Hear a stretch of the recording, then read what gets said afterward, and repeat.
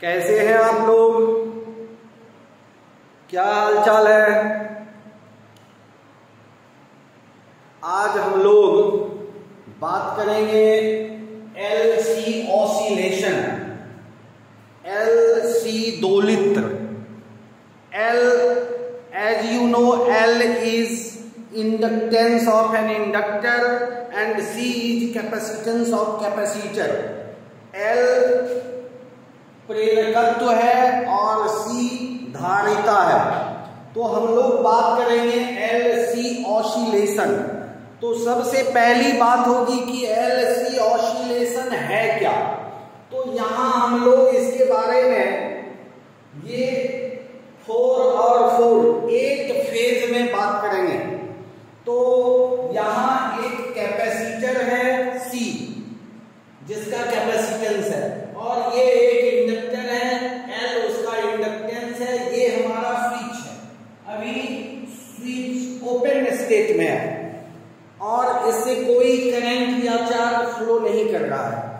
तो LC oscillation है कि इसमें हम लोग जानते हैं कि ये जो कैपेसिटर है ये चार्ज जो होता है फुल फेज में, हम लोग एक चार्ज कैपेसिटर ले लिए जिसके एक सरफेस पे पॉजिटिव चार्ज है, एक सरफेस पे नेगेटिव चार्ज है, फुल्ली चार्ज है।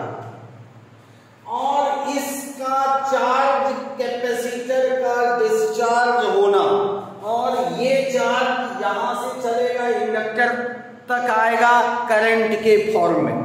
तो ये चार्ज है, इससे डिस्चार्ज होगा, फिर चार्ज होगा। तो ये प्रोसेस बार बार कंटिन्यू रहता है। तो यही कहलाता है LC oscillation. LC oscillation when a charge capacitor is allowed to discharge through a resistive inductor. ये रेसिस्टिव इंडक्टर अगर रहेगा तो उसका मैग्नीट्यूड जो है और कम कर देगा। तो हम लोग क्या करते हैं, नॉन रेसिस्टिव इंडक्टर लेते हैं। तो when a charge capacitor is allowed to discharge through a non resistive inductor, electrical oscillation of constant amplitude and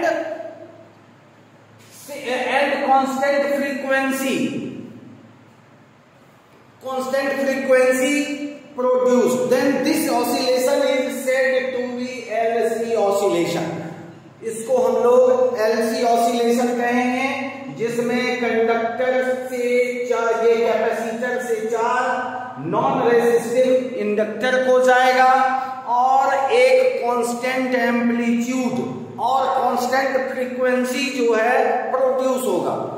तो इस ऑसिलेशन को कहेंगे एलसी ऑसिलेशन। ये मुख्य रूप से एक स्टेज में काम करता है। पहला स्टेज अभी देखिए, हम लोग एक एक करके बात करेंगे। ये यहाँ चार्ज है, अब इसको स्विच, अभी क्या है कि इसका एनर्जी, ये कैपेसिटर का एनर्जी ये फुल है। एनर्जी ऑफ कैपेसिटर इलेक्ट्रोस्टैटिक, ये एनर्जी, और इधर का एनर्जी जो है 0 है इनिशियल स्टेज में। अब हम इसके स्विच को ऑन करेंगे। When switch becomes on then current flows. तो करंट यहां से यहां आएगा। अब जब ये करंट आएगा तो मान लेते हैं कि I magnitude of current coming from capacitor to inductor. मान लेते हैं कि कैपेसिटर से इंडक्टर की तरफ I एम्पियर का करंट जा रहा है। तो यहां चार्ज का मैग्नीट्यूड कम हो जाएगा। अब ले लेते हैं कि ये चार्ज इतना आ गया। अब जैसे ही यहां से करंट आएगा तो इसके चारों तरफ क्या होंगे, मैग्नेटिक फील्ड इंड्यूस्ड होंगे। ये इस तरह से, ऐसे इसके मैग्नेटिक फील्ड इंड्यूस्ड हो जाएंगे इस तरह से। तो इसका डायरेक्शन ये होगा, मैग्नेटिक फील्ड का डायरेक्शन इस तरह से हुआ। तो यहां से कुछ चार्ज, अभी पूरा चार्ज नहीं, कुछ चार्ज यहां से यहां आया तो इंड्यूस्ड मैग्नेटिक फील्ड जनरेट हुआ। तो जब चार्ज यहां से यहां आया, करंट इससे पास कर रहा है, तो इसके कारण यहां एनर्जी स्टोर होगा।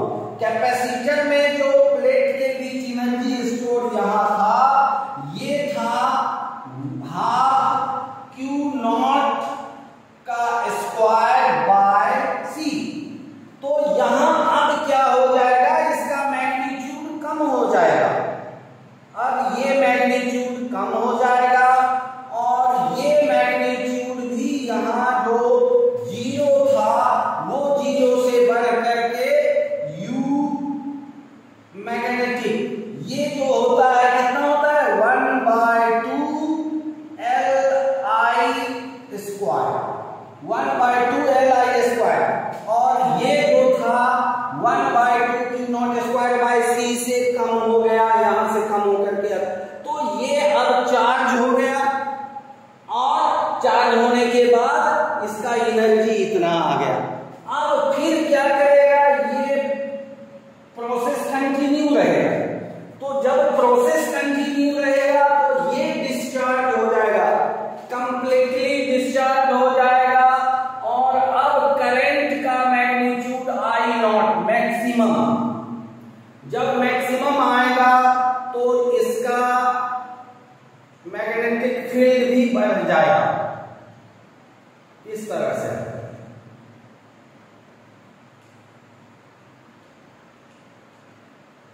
मैग्नेटिक फील्ड का डायरेक्शन इस तरह से वेरी कर जाएगा, ये मैक्सिमम हो जाएगा जब करंट यहां आई नॉट आएगा। अब ये पूरा डिस्चार्ज हो गया, तो डिस्चार्ज हो गया तो यहां का एनर्जी यू इलेक्ट्रोस्टैटिक जीरो और यहां यू मैग्नेटिक, ये हो गया आपको maximum. Now this energy becomes maximum and this is zero. ये डिस्चार्ज हो गया, कैपेसिटर डिस्चार्ज हो गया, ये फुल्ली चार्ज हो गया। अब क्या हो गया, जब ये फुल्ली चार्ज है, ये डिस्चार्ज है, तो इंड्यूस्ड करंट फिर इधर से फ्लो करेगा। तो इंड्यूस्ड करंट जब इधर से फ्लो करेगा तो उस केस में यहां अब करंट जाएगा, करंट का मैग्नीट्यूड आई, अब इधर से चलेगा। तो ये फिर हो जाएगा कैपेसिटर का, ये प्लेट चार्ज हो जाएगा, इधर नेगेटिव चार्ज हो जाएगा और यहां फिर मैग्नेटिक फील्ड इसका रिड्यूस कर जाएगा। अब ये मैग्नेटिक फील्ड इसका रिड्यूस कर गया, मैग्नेटिक फील्ड घट गया। तो अब जो मैग्नेटिक फील्ड का इधर से जा रहा है, तो अब मैग्नेटिक फील्ड का डायरेक्शन ये रिवर्स डायरेक्शन में हो जाएगा, ये ऐसे हो जाएगा और ये अब डिस्चार्ज हो गया। तो अब फिर इसका एनर्जी, दोनों का एनर्जी इसका घट गया, यहां एनर्जी बढ़ गया। ये हो गया मैग्नेटिक इंडक्शन के कारण और ये इलेक्ट्रोस्टैटिक फोर्स के कारण, इलेक्ट्रिकल फील्ड इंटेंसिटी के कारण। तो इस तरह से ये पहले चार्ज था, चार्ज से ये डिस्चार्ज हुआ, डिस्चार्ज के बाद फिर रिवर्स डायरेक्शन में ये चार्ज हो रहा। अब यहां के बाद हम लोग फिर यहां आएंगे, तो अब ये पूरा यहां से यहां इसको फुल फेज में इसको चार्ज कर देगा, इधर नेगेटिव।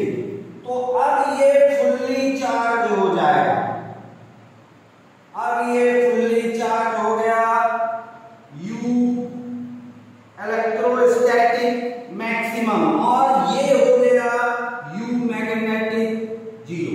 ये डिस्चार्ज हो गया, ये फुल्ली चार्ज हो गया।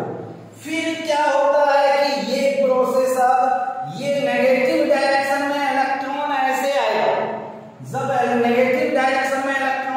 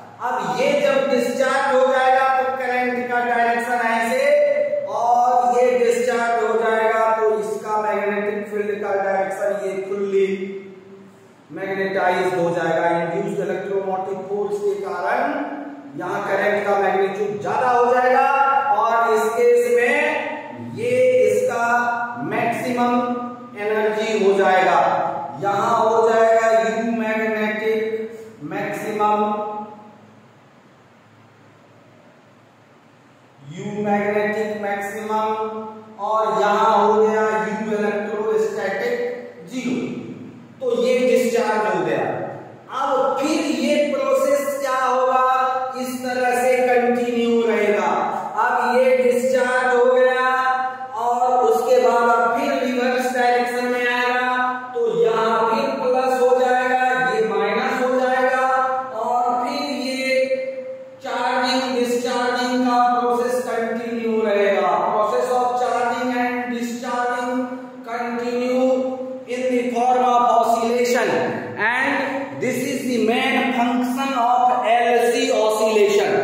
So in this oscillation gradually energy will changes.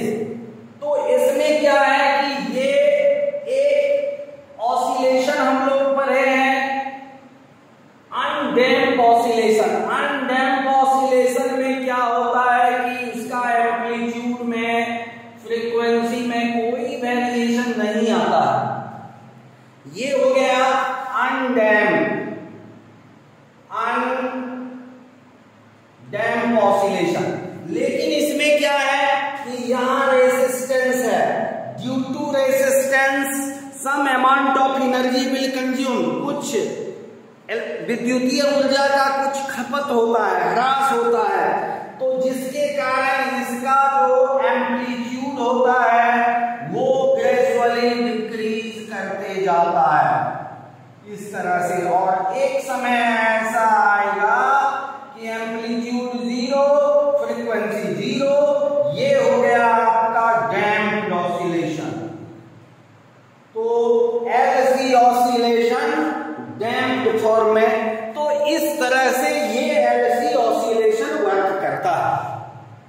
तो LC ऑसिलेशन, इसमें ये 4 और 4 8 स्टेज हैं, जिसमें मुख्य रूप से होता है कैपेसिटर, एक चार्ज कैपेसिटर लेते हैं और वो डिस्चार्ज होता है, फिर इंडक्टर चार्ज होता है, फिर उससे ऑसिलेटर, और ये प्रोसेस कंटिन्यू रहता है और इस तरह से LC ऑसिलेशन हमको प्राप्त होता है।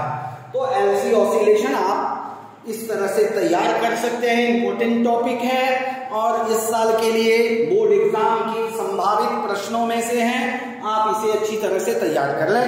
Okay, thank you, have a nice day.